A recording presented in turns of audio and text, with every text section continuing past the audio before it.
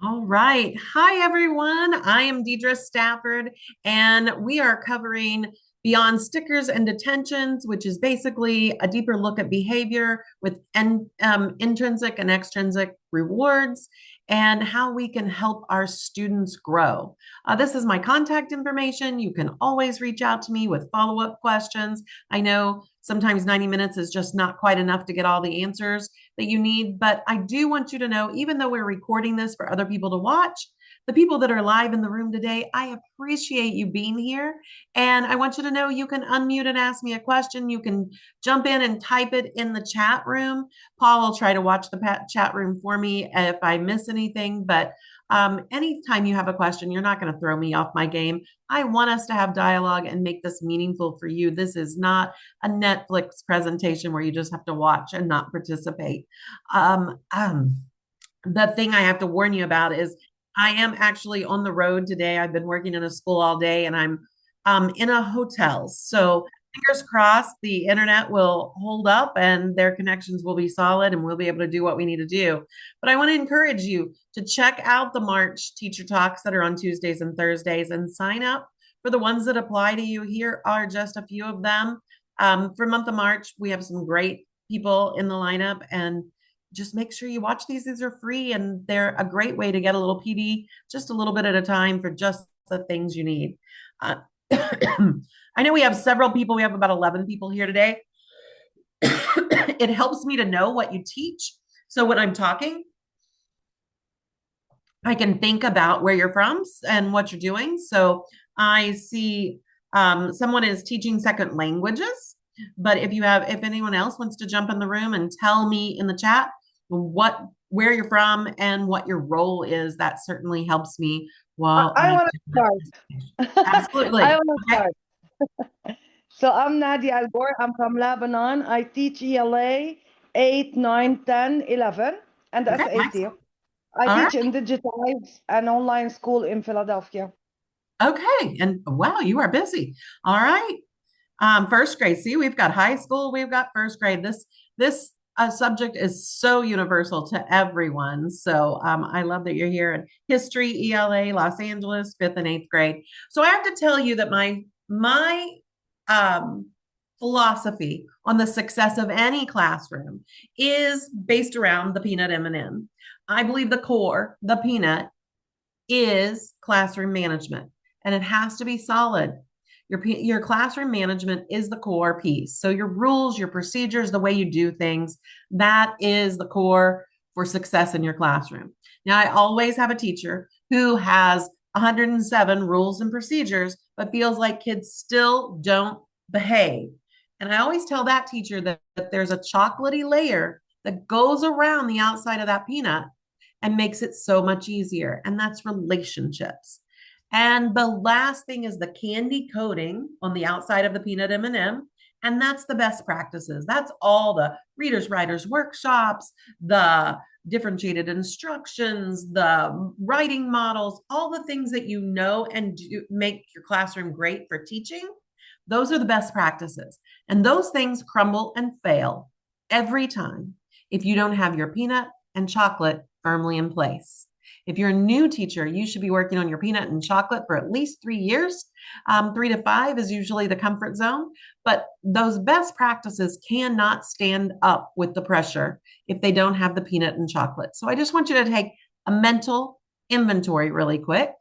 Where are you on your classroom management journey? Where are you on relationships? Peanut and chocolate. That kind of tells you, like, oh, I need to work on my relationships a little bit. I did a first of the year thing with kids, but I've got some kids I have not connected with. Or maybe I've let some of my rules and procedures slide a little bit. They're kind of getting out of hand. Kids are not following any of the things we set up early in the year. So think about those two things as you think about student behavior. But I'd like you to, virtually raise your hand if you've ever had to bribe your class. If you just stay quiet, you'll get a treat. You'll get a thing. You'll do the thing. And then how long did that last for you? It's just, we've all been guilty of it. We're all, not afraid of using a reward. What is your go to behavior when things start spiraling? Do you blink the lights as if it's an SOS? Do you hand out candy for anyone that's complying? Do you turn off the lights? What is it that you do? So often we tend to go to these four things: stickers, calling home, moving your seat, threatening detentions. Like we have a few go tos that we tend to go to a lot. And I have to tell you, when I first started teaching, I had I just remembered I forgot to turn the air off in this hotel room. If it's too distracting and too loud, Paul, jump in and tell me, and I'll jump up and turn it off. But um, my first few years of teaching, I was about to be gone, and so I had a substitute, and I was very nervous because my kids, we just didn't have our peanut and chocolate firmly in place. And so I happened to have these little Scooby-Doo, and by the way, I taught middle school, but I had these Scooby-Doo, thanks, Paul, stickers. And so I decided to do a little reward. And I said to my kids, okay, substitute is going to come in. She's going to rate every hour on a scale of 1 to 10.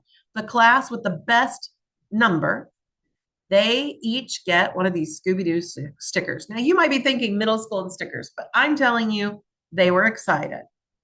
And so the substitute, I came back from being gone, and the substitute was like, these classes were all so good. I will substitute for you anytime. I almost couldn't even decide which was the best class. And I handed out my Scooby-Doo stickers, and I was like, huh, this works great. I ran out to Dollar General and I bought every sticker you can imagine, the smelly ones, the holograms, all the different stickers I could find, the boy stickers, the girl stickers. And I was like, we are doing this. And before you know it, I had a sticker economy. Walk in the door, you got a sticker. You sat down quietly, you got a sticker. You did your homework, you got a sticker. So I was always handing out stickers.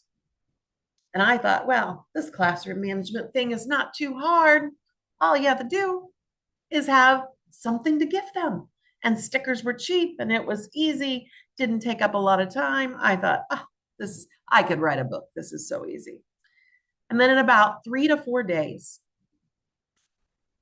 I didn't see it coming, but a kid raises his hand and he says, can I trade in a sticker, 5 stickers for a snack? I don't really want a sticker. And I was like, oh. And then another kid said, I've got 14 stickers. I don't need any more stickers. Oh. And then another kid said, I don't know, not doing my homework versus getting a sticker. I'll skip the homework. The sticker isn't worth it. And my whole system fell apart. That is sometimes the problem with the reward system. Sticker charts, clip down behaviors, candy, reward jars, detention slips, yellow, green card systems, all of this. The thing that's missing from these things is a little bit of this: empathy, connection, consistency, voice and agency, restorative practices. My systems didn't have any of that in there at all. Nadia, did you have a question? I see your hand is raised. It's not really a question. I want to tell you something. Because we're online, we give them a reward by letting them go before 5 minutes, like that. See? take a good grade on participation, something like that. Right. So rewards, you have to do what you can. When you're virtual, you're like, what can I give them? Let's let them leave a few minutes early. And that's the same idea. The rewards, I want you to think about rewards and what that signal they're sending to kids. And the fact is, if I have nowhere to go and I don't want to leave early, is that really worth it for me? Right. So the problem with rewards, and I get it, I had a love affair with rewards. I did the stickers. I did the little red tickets when I caught people doing good, and then I would buy them fast food for lunch when I took a random drawing. I did marbles in a jar. I did homeworkopoly. I tried all the systems.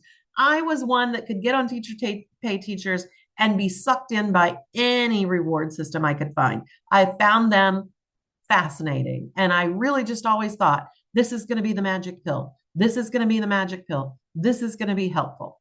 And so then I realized the problem with rewards is it wasn't focusing on the choices students were making. The kids were focused on, dang, I lost $1. Now I can't buy the thing from the store. No, dang, you weren't in your seat prepared to learn, or you weren't being respectful to a classmate. There's where I want your attention. But because I had this reward system, they were hyper focused on the rewards and the thing. And then, if you have the class rewards where you're giving and taking away marbles or something like that, when one person misbehaves and the whole class loses a letter and doesn't have a party, like that's also frustrating for some kids. That extrinsic reward, which is what all of those things are, from leaving virtual early to my stickers from the dollar store, they're all reducing intrinsic motivation. They are actually a roadblock to reflecting and growing and building that whole frontal lobe of making good choices. Most management systems are based on B.F. Skinner, and they are created around incentives and punishments. Incentives and punishments. You've heard it, the stick and the carrot. So if I give you enough stick when I don't like what you're doing, you'll do less of that because you don't want the stick. I will give you rewards, hold that carrot, and the more rewards and carrots I give you, the more you'll do what it is I want you to do. Jump in the chat room and give me an example of the stick and the carrot in a classroom that's similar to yours.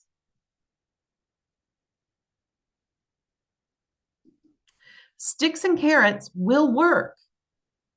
And they're certainly the way my classrooms, when I was a kid, it was sticks and carrots. The problem with sticks and carrots is the guy on the horse. He has to be watching for you to get the stick or get the carrot. And so with the sticks and carrots, reward, punishment, classroom, you cannot close your eyes. You cannot turn your back. You cannot be absent. I mean, you've seen it happen, right?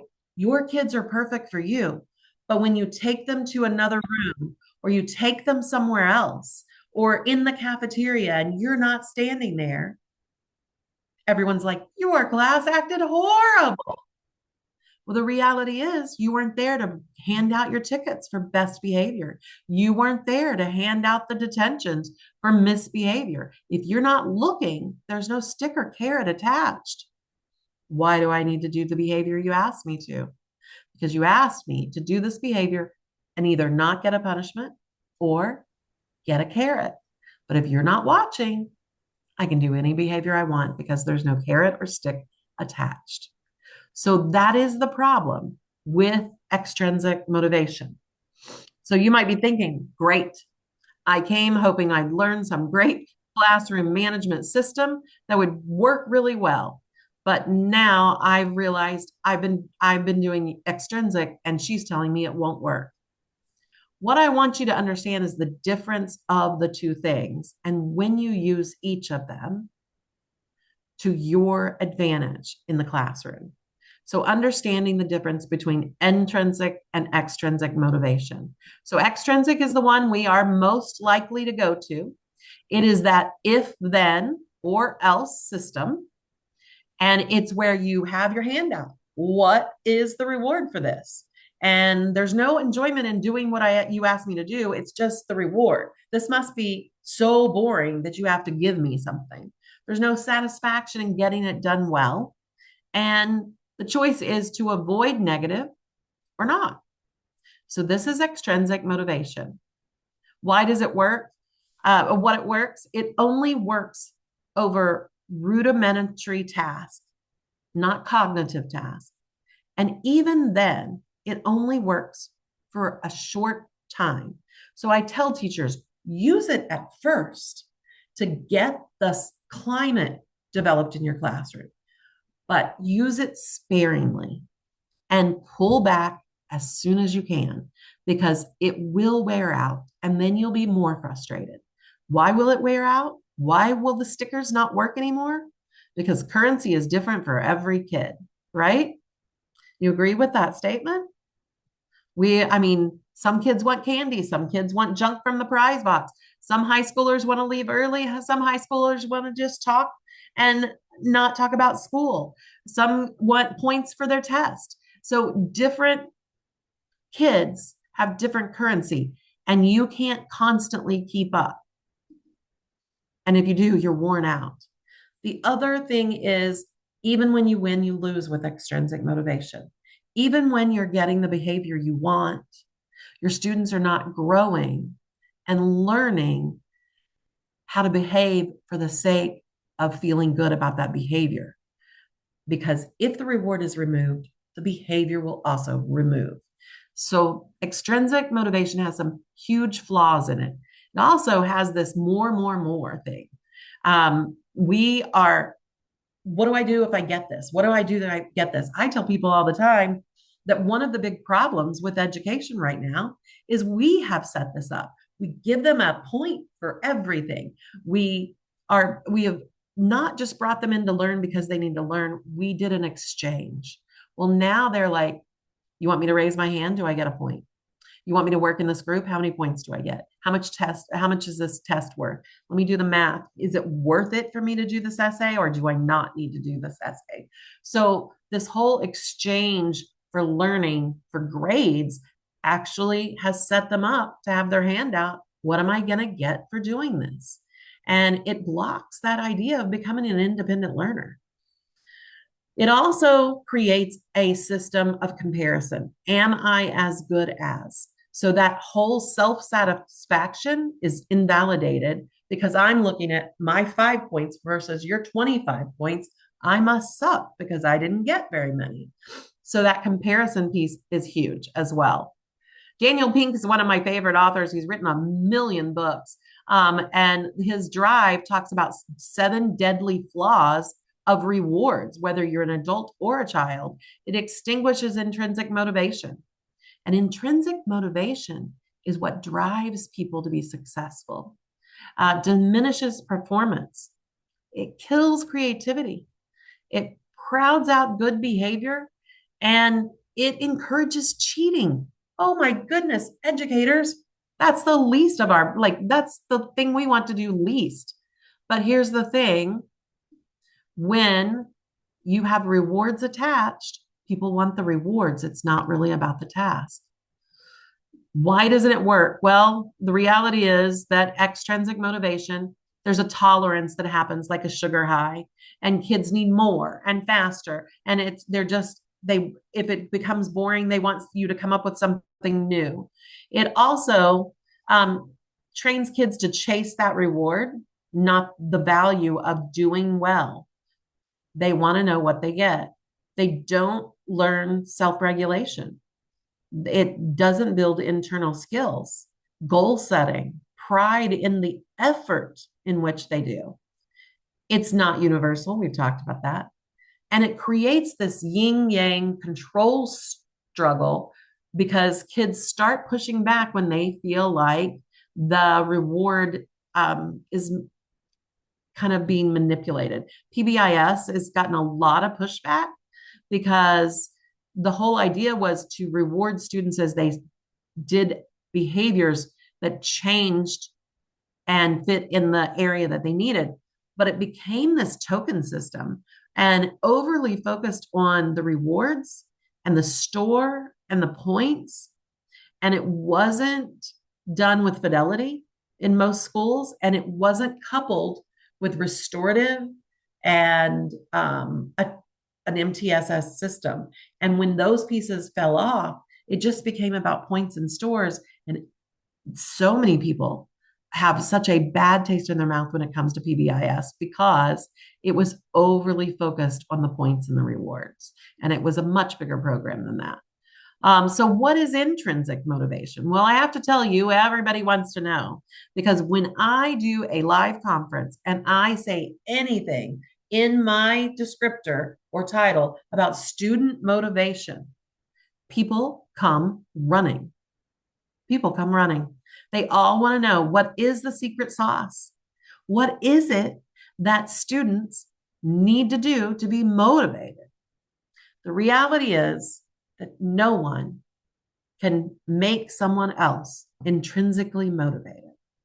We can plant seeds that will grow into intrinsic motivation if we're careful not to over focus on extrinsic and we do the hard work of the top that comes with intrinsic motivation. We talk about the challenge. We talk about whether they like the task. We talk about how good it feels when it gets done. I'm going to tell you, perfect example for me is my struggle with laundry. Laundry has never been my friend. It has always been my arch nemesis. And as I was younger, it constantly haunted me. I've finally gotten to a place where once my laundry is folded and put away, and I've found a system that works for me, it makes me feel good when it's done. That's intrinsic motivation, people. The feeling that you get once you accomplish the task. Now, does anyone like really doing laundry? I guess there might be a few people, but most of us do it because we like how it feels when it's done, right? We know what we get once it's finished. How many other tasks can you think about that require intrinsic motivation? That nobody's going to sticker and star you into doing it. You just have to do it because of how you feel after you get it done, the challenge, you like it. What about exercise? Runners. Do I have any runners, that run for fun? Now, I'm not one of those people. If I'm running, you should follow because something bad is happening. I promise you. But runners have that intrinsic motivation. It doesn't matter what the weather is. It doesn't matter how many things they did today. The feel good that they get after doing it is worth pushing themselves through the challenge. That's intrinsic motivation. So I want my kids to have that, don't you? So how can we build that? Well, like I said, you can't change anyone, but you can start to do things like have growth mindset and goal setting conversations with students. You can use curiosity as a way to get them engaged. You can let students own it. How do they present? How do they show you what they know? How do they get the work done? Give them voice and choice. I know that I have a lot more buy-in when I get to control how I do something. Those are huge. Then playing off of art, music, curiosity, engage. Those are big, especially when students are artistically or musically inclined. I can weave in those pieces for some students, and I can get an intrinsic motivation for my social studies, language arts classroom. I remember when I was teaching history, I had students creating a Manifest Destiny t-shirt that they would sell to the pioneers before they headed west. And I had these two boys, and they loved art. And they were supposed to show their hopes, their dreams, or the fears. The t-shirt had to have a theme. And these boys spent so much time on the artwork that was on their t-shirt because it motivated them. And these were boys that didn't typically buy into everything I was doing.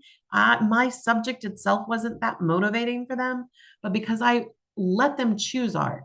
Not everybody had to do art because Nufta Sabotage has asked me to draw something. All I can do is a stick figure. So I gave kids choices on how they wanted to produce their t-shirts. And these boys chose art and they put so much time into it. So those are things that will help build that intrinsic motivation. The other one I really want to focus on today is process praise. Process praise, write it down if you've never heard it.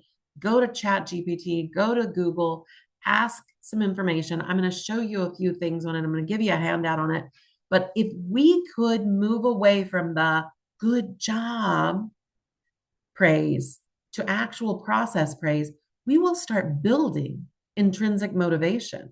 We will start helping kids connect the dots in their brains about how this feels when they do hard things and build in voice and choice in real world. Those are kind of the things that get there. So what does Daniel Pink says? He says there's three key ingredients for long-term intrinsic motivation. One is autonomy. I have some control. Pick one of these three prompts and write about it. Would you rather work with a partner or on their own? When you have a choice, that can help you drive your motivation. Mastery. I'm getting better at something. It may not be your favorite subject, but when they see improvement and they get feedback, teachers, they get feedback on how they're improving, they can become more invested. When you improved your paragraph from yesterday, let's look at your goal and try again tomorrow.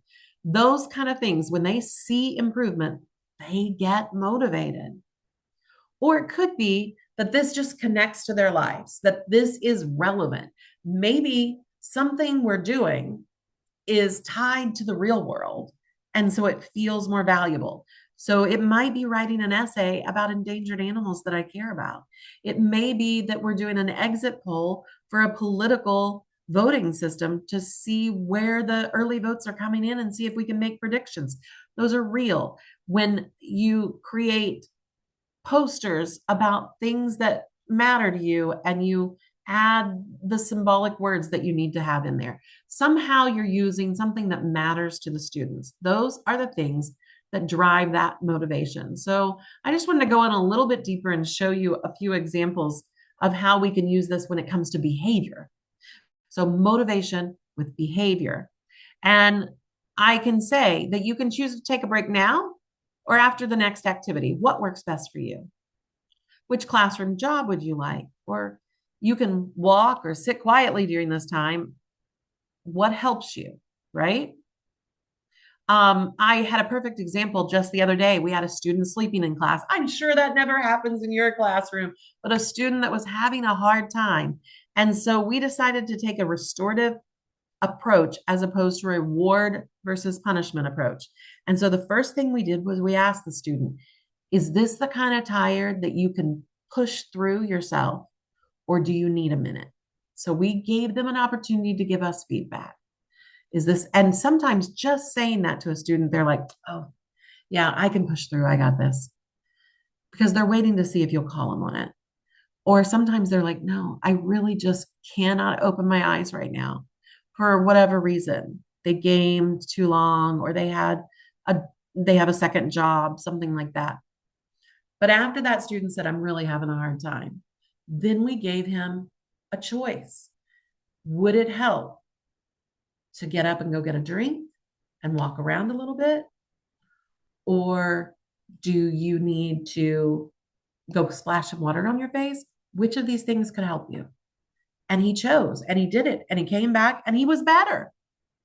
Now, my punishment gut wanted to say, you want to sleep in class? You don't have a chair. You must stand. Let's see you sleeping when you're standing. That becomes a battle. That becomes a punishment.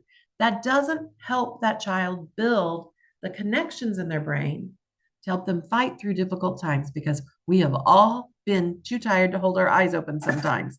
It happens. And we have to know what is the choice for us that helps us push through. So helping with the choice with motivation, that I'm getting better at something. This is where that process praise comes in.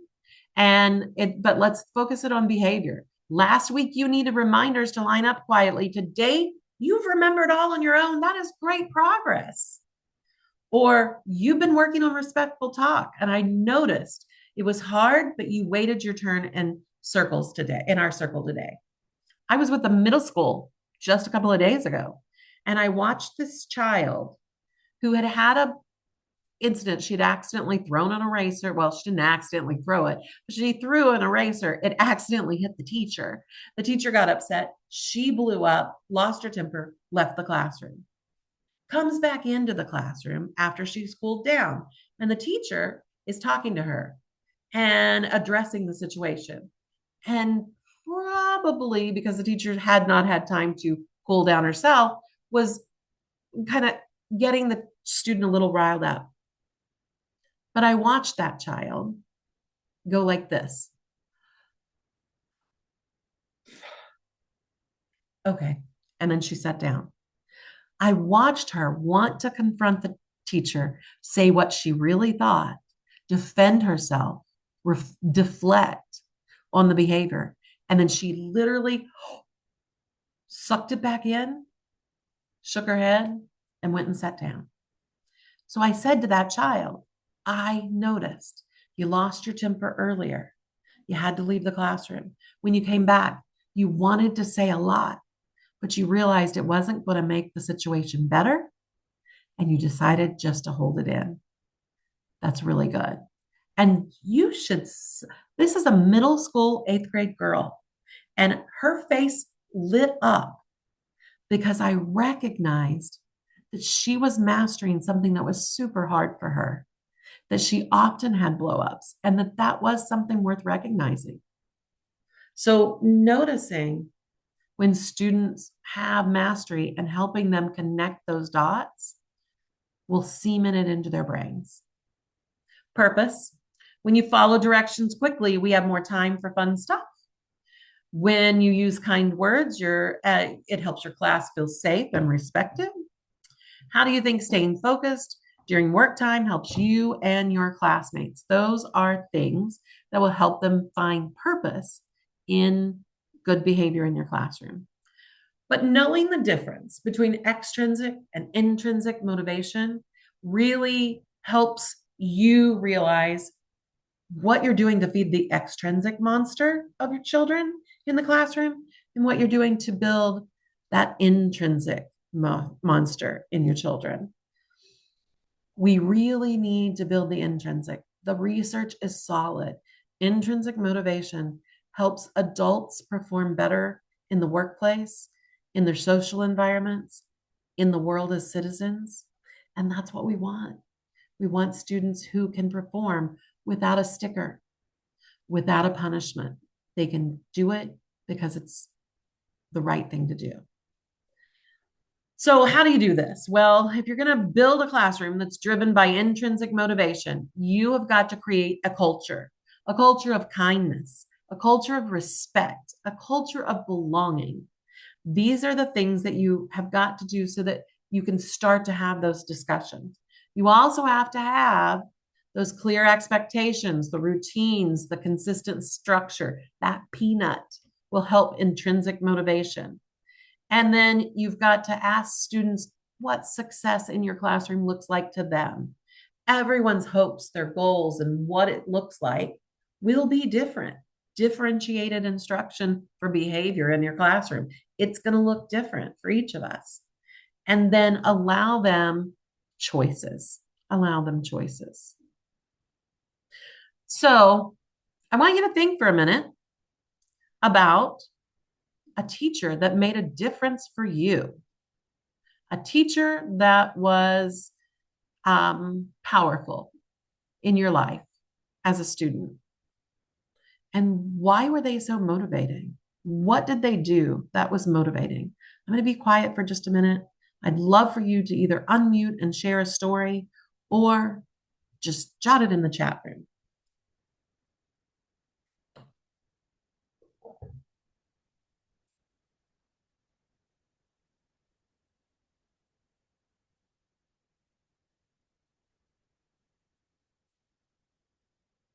So I'm going to tell you about a teacher of mine that was super motivating to me. It was my freshman year and my sophomore year.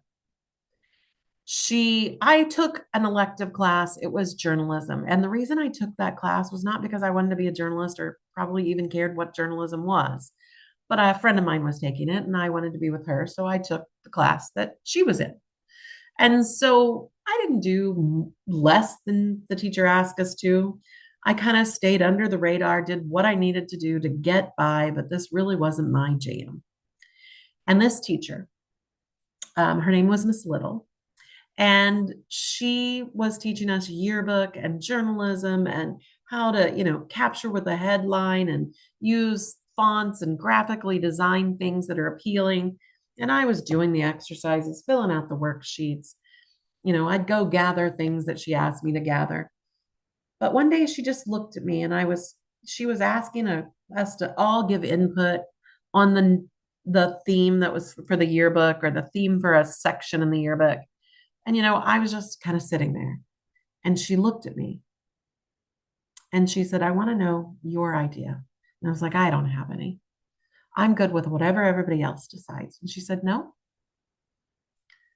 I need you to come up with at least two ideas that you can show me.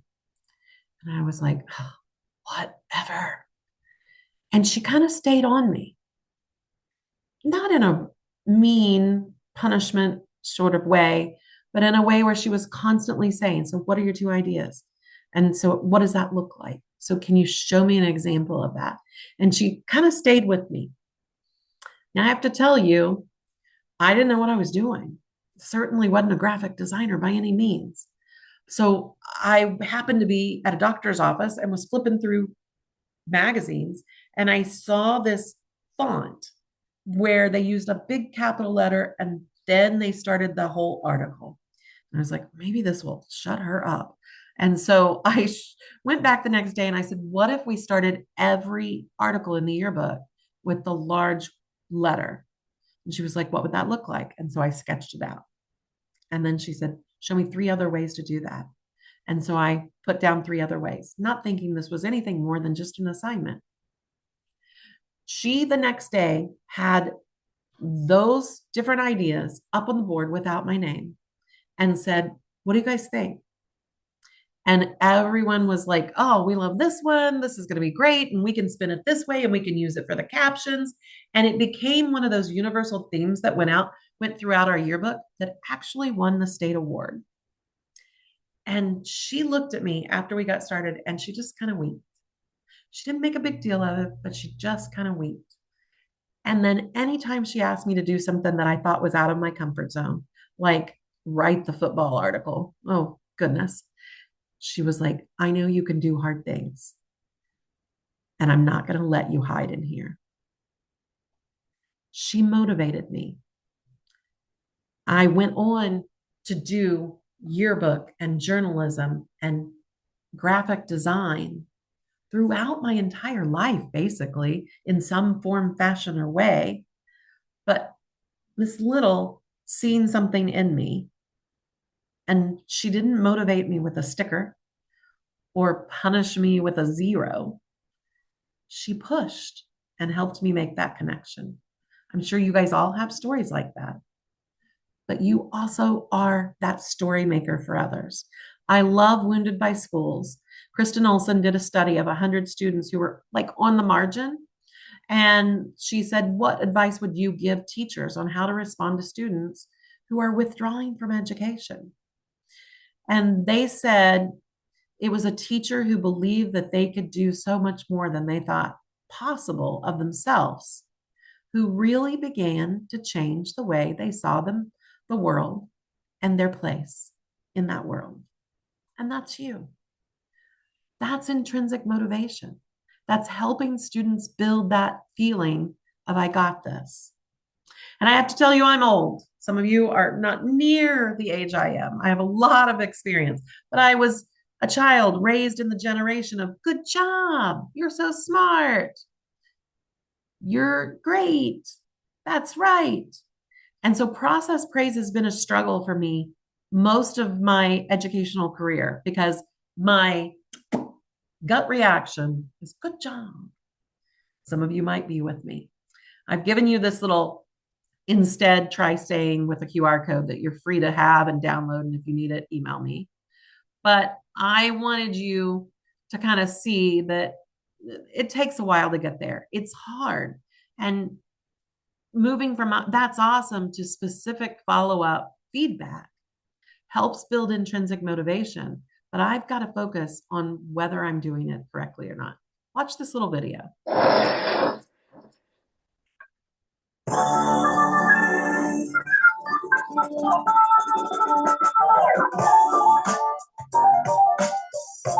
So check this out. Carol Dweck and her colleagues wanted to look into the impacts that praise had on children's development. So what they did is they took over 400 fifth grade students from all across the nation, and they did a really simple yet interesting study. Here's how it went down. They gave all the kids a really, really easy nonverbal IQ test. There were 10 questions, and at the end of the test, they praised all the children in one of two ways. The first group was praised for their intelligence. So they said, wow, great job. You must be really smart at this. Now the second group was praised for their effort. So they said, wow, great job. You must have worked really, really hard at this. Now this is a really subtle difference, but the impact it had is incredible. So after praising the kids and getting them divided up into the two groups, they gave them all an option for their next test. The first option was, hey, this next test is going to be a little bit harder, but it's going to be a great opportunity to learn and grow. Now, the second option was, this next test will be similar to the first, and you will surely do well on it. Now, the interesting thing is, out of the group that was praised for their intelligence, 67% of them chose the easier option, while 92% of the kids who were praised for their effort chose the harder test.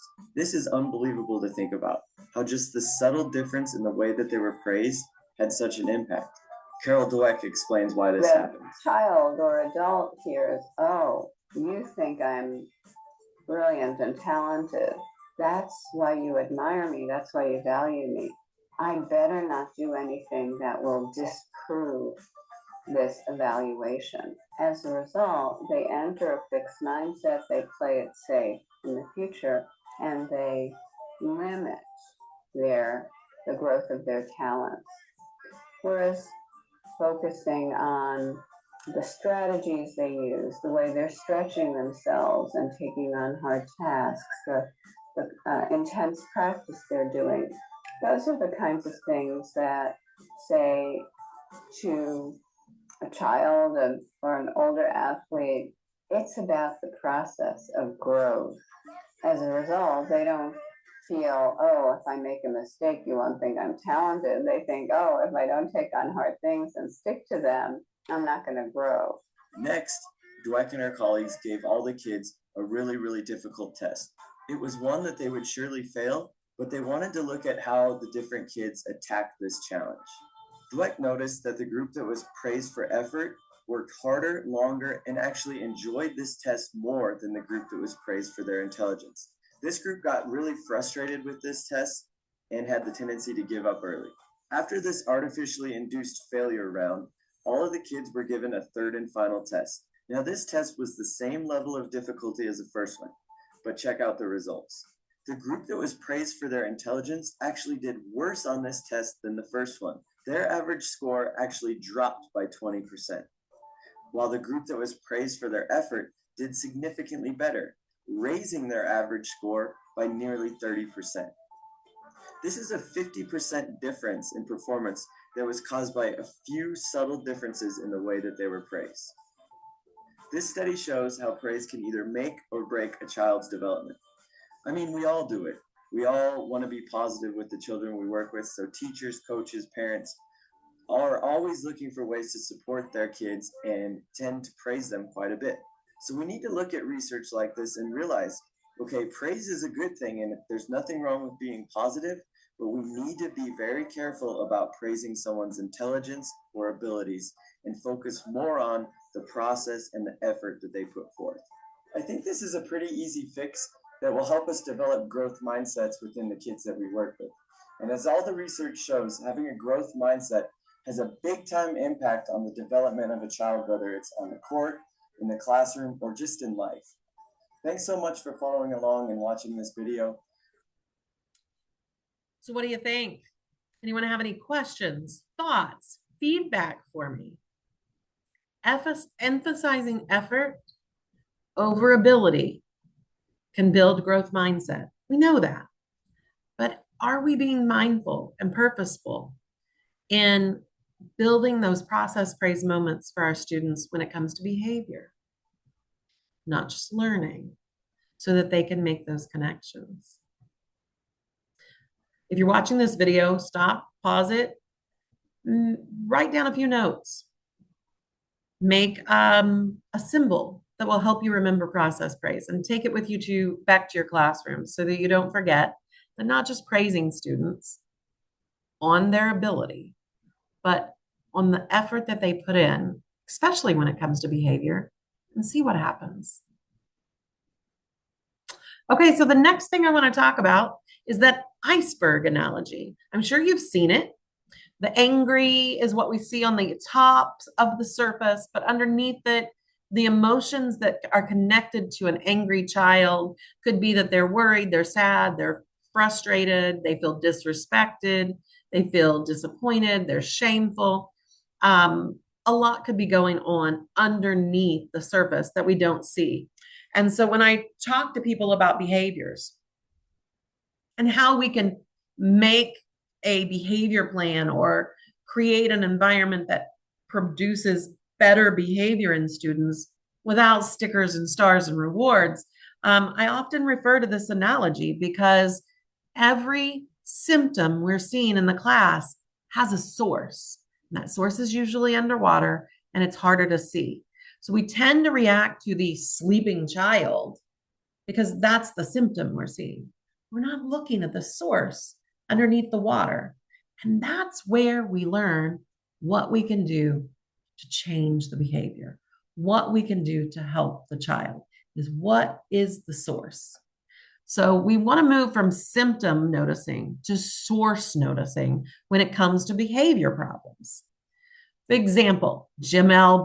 blurts out answers consistently, even during quiet work time. He's been warned and moved, but it just keeps happening. So blurting out is the top of the water.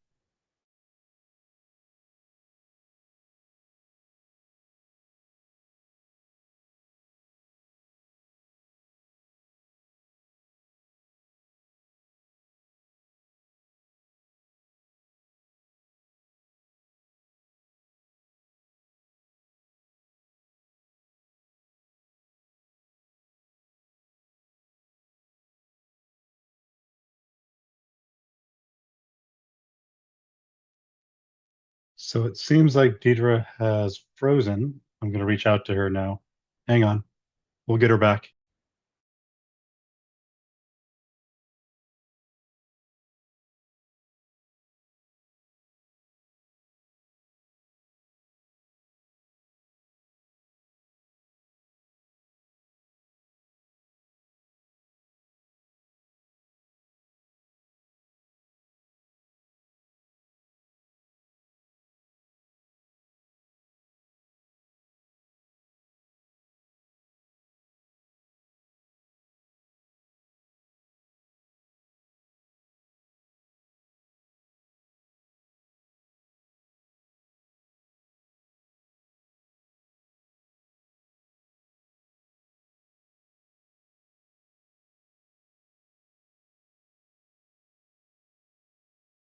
Goodness. Technology is so much fun, except for when Well, it's not. if you haven't been in a hotel in a while, every evening you have to go in and choose to have the internet again. So I guess that's what happened because I had to go in and make a thing. So let me share my screen really quick. Oh, I don't have rights. Oh, they can show all the ball. Right, hang on. I appreciate your patience. I'm so sorry.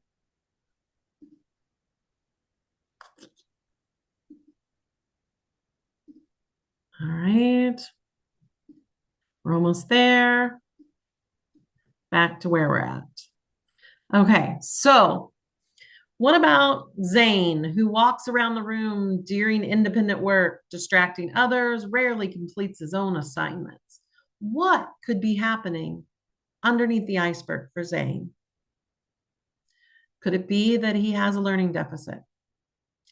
Could it be that comes from a home of trauma and that is in his mind? Could it be that he needs a little engagement, like he needs somebody to sit with him the first couple and let him feel successful? Those are all things that might be going on under the iceberg for Zane. What about Taylor? During group work, Taylor is bossy, dismissive, and sometimes yells when others don't agree with her. Does anyone have any ideas? What could be going on with Taylor? Well, Taylor could need some social motive, like she needs some social lessons, right? Maybe we need to put a protocol in place for working with groups. We need to hand pick Taylor's group, right? So, and maybe helping her understand that people have different views. Like all of those are things that we would want to work on with Taylor, because what could be happening? Eli complains about every assignment. This is boring. I hate this. Why do we have to do this? What's happening under the iceberg for Eli? He probably needs this to matter to him. He probably needs some voice and choice. He feels like he's out of control. So, as we kind of go through those things, I want you to think about a behavior of a student that's in your classroom right now. It's making you crazy. What could be going on under the surface for that child? And remember that chocolatey layer, that relationship building piece, those are the things that get our students much, much better in a lot of areas when we have that relationship piece. But also think about your rules and procedures. I always believe if a child is having a behavior problem, the first thing I do is look in the mirror, because I can fix me a lot easier than I can fix anyone else. So my rules and procedures clear and enforced, right? Then from there, do I have a good relationship with this student? Can I help this student like be motivated, right? Oftentimes, my behavior issue is down to a Harry Wong problem. I have not taught it the procedure, I have not rehearsed it, or I have not reinforced it. If I'm an elementary school teacher, I am probably really, really good at teaching and rehearsing, but I often fall off the wagon when it comes to reinforcing. Like I ask them to be quiet when I say 1, 2, 3 eyes on me, but do I really expect them to do it before I move on? If I start talking and they are still talking up against me, then what happens is I send a signal that that really didn't matter. Middle school, high school teachers, we're just as guilty, but it's opposite. We teach it, we reinforce it really well, but we rarely show them what we want it to look like, sound like, and feel like in our classrooms. And then we're frustrated at them for not knowing. Well, here's the thing. Being tardy in one classroom looks totally different than being tardy in another classroom. Some people are okay with you sliding in the door like it's home plate, but not in my classroom. So I must take that time to rehearse it. And that will fix a lot of behavior problems. And then I have found that intrinsic motivation piece, that sell it piece, sell to your kids what your routines and procedures are and why they're important in your classroom. That selling piece is the piece that helps a lot of students build that intrinsic part. They'll do it because it makes sense to them why it needs to be done. So many times we don't tell the why, or we tell the why from our perspective and not theirs. I always tell teachers, you are nothing if you're not the best used car salesman. If you want papers passed sideways instead of up and down where they hit people in the head, have a discussion with kids about how frustrating it is when somebody from behind you is hitting you with papers, or somebody's just throwing papers over their shoulder and you're having to catch them. And then if we go side to side, it's much simpler. Those are the kind of things that help a kid make that click because it matters to them. And reminding students and monitoring their compliance, old research, that really is the way to get the best results. And then providing feedback, that process praise will help them, because our human brain continues to develop into our 20s, up to 25 even, for empathy, goal-oriented planning, consequences and causes and effects, exercising judgment and emotional management up until you're 25 sometimes. And here I am upset at a 7-year-old because they can't manage their emotions or understand what the goal is supposed to be. So if we're going to have consequences, we want to make sure we teach our students. We encourage self-examination.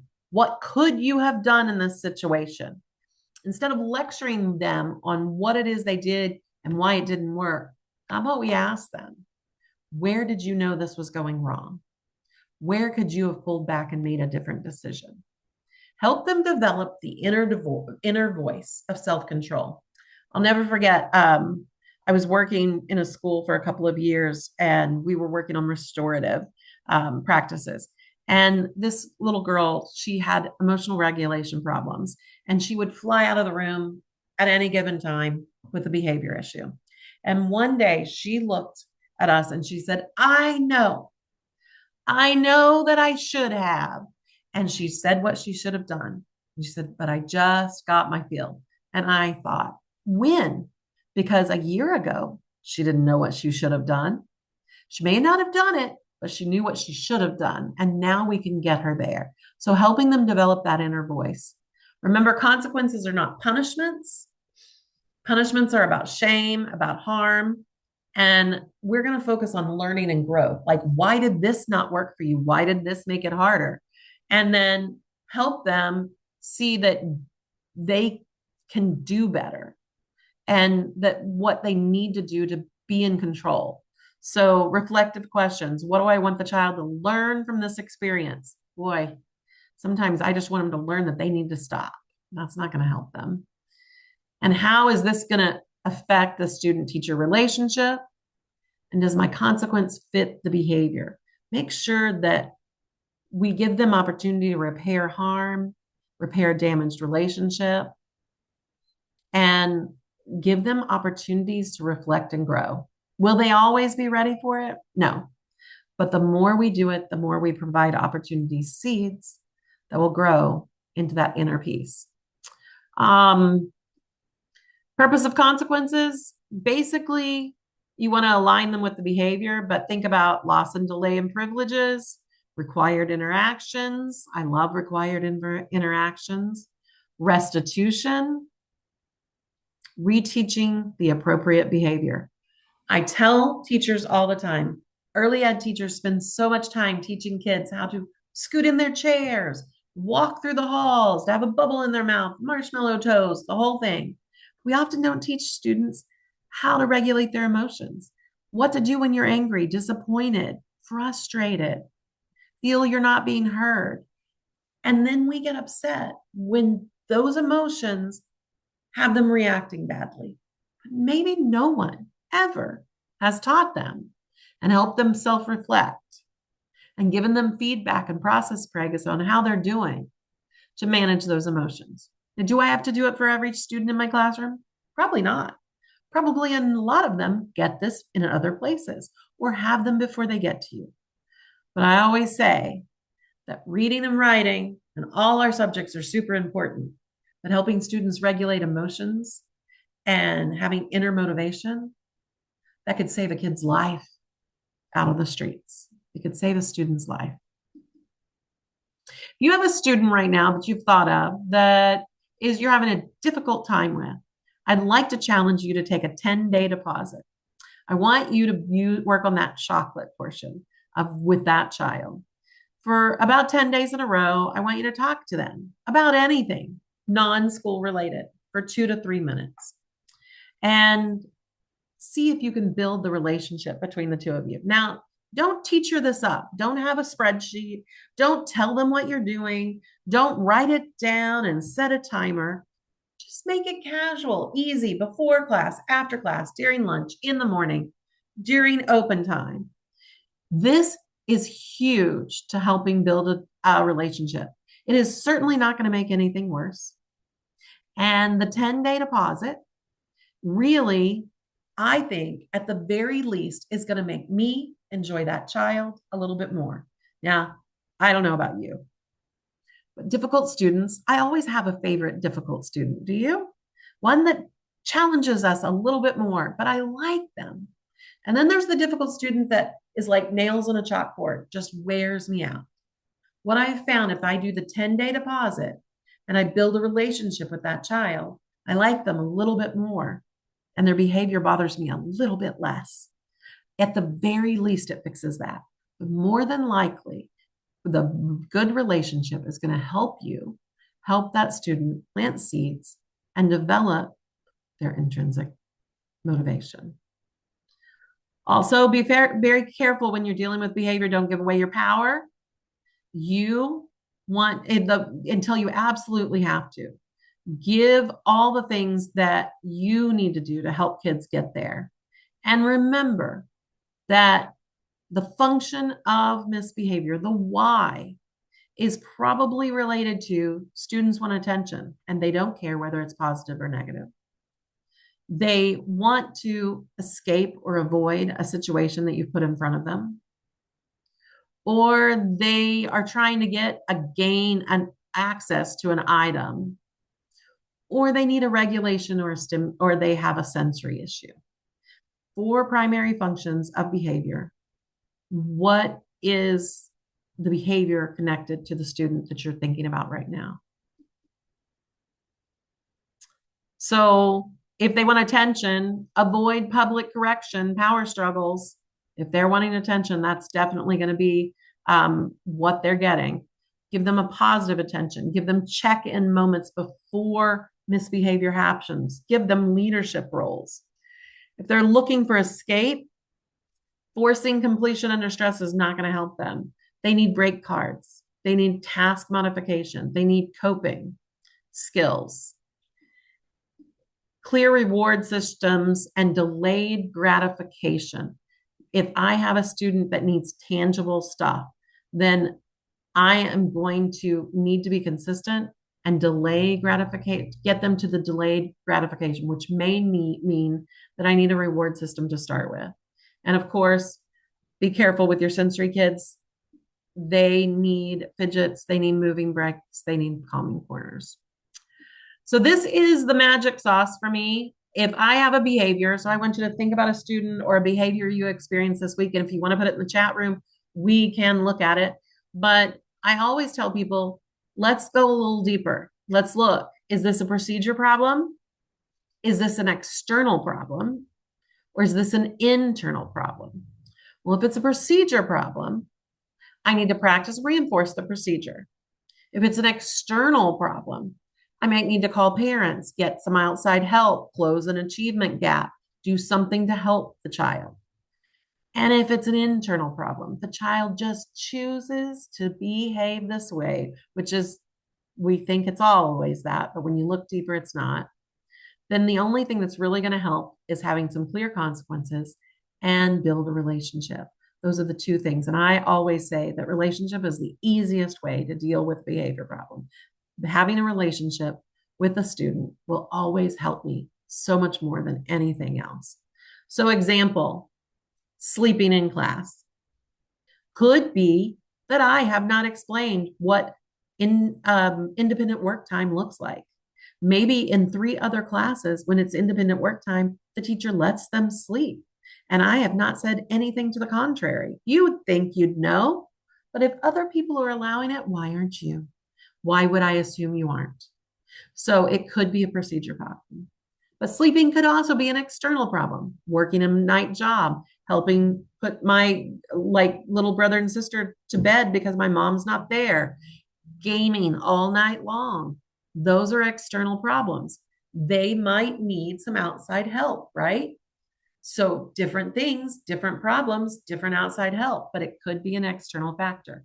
Or it could be that they have trouble reading. They have trouble doing math. This is too hard for them. We don't need to have a scaffold in place.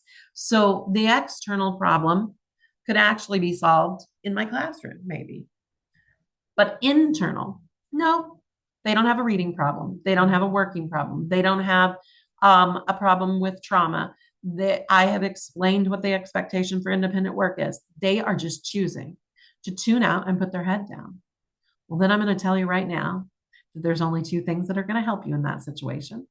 Build a relationship So they want to stay awake in your classroom and have clear consequences for what happens if they don't. But start building those seeds for them to manage these things. Is this I can push through it tired, or I literally cannot open my eyes tired? Okay, now I'm going to give you some strategies to help. Do you want to stand up while we're reading? Do you want to walk around the room? Do you want to go get a drink? Do you need to close your eyes for 5 minutes after you show me you can do this for 5 minutes? Those are the kind of things that helps me help a child manage their own behaviors. Okay, so for time's sake, I haven't given you a break at all, and you probably were hoping for some. I'm going to tell you, I'm going to assign this for your homework. I'm going to want you to think about one of these scenarios and run it through the procedures, external or internal choice of behavior, and see if you can come up with some options that might help in that situation. And feel free to email me. I'm happy to look at it and give you feedback. I've also given you some techniques that get results and some redirects that you can do in the classroom with the QR code attached to each. These are just some different scenarios, and I'm not going to read them off to you. I'm going to let you read on your own. But they're easy little things like elbow partners, and taking a walk or making a call home. I find that teachers don't call home enough. They don't have conversations with students about their behavior enough. We tell them what we want them to do, but we don't find out why. So those are just the details that we're not going to go through. But I want you to know that asking your own reflective questions can help you grow. What might this behavior be trying to tell me? What need may a student need to be met? Has anything changed in this child's life? Is there a pattern? Does this always happen before a big test, before we have a break, before they go to the other parent that they don't live with, but only on weekends? Is this a willful or a skill choice? How am I reacting? Am I helping it or escalating it? Remember the little thing about the eraser? The teacher was escalating, and it was not, it like she could have easily helped. Am I being consistent? Oh, this was always something I had to keep my eye on. Being inconsistent because I needed to get through the lesson, because I was in a better mood on Friday than I was on Monday. You have to be consistent. Students need consistency. Could I have prevented this behavior with a better structure? Could I have solved some of these problems by not having students line up at the door before they leave, or not having 5 minutes at the end of the class with no instruction happening? Could I have prevented this? And what am I assuming about this student? Am I just assuming that they'll never sit down and be quiet? Does this student need to feel seen or safe or valued? Is this not a safe environment? Do other students bully them? Do I bully them inadvertently? When was the last time I had a one-on-one with this student that was positive? Or am I only focusing on negative? Is there something that this student cares about that I can use to motivate them? And have I asked them how they feel or what they could use from me?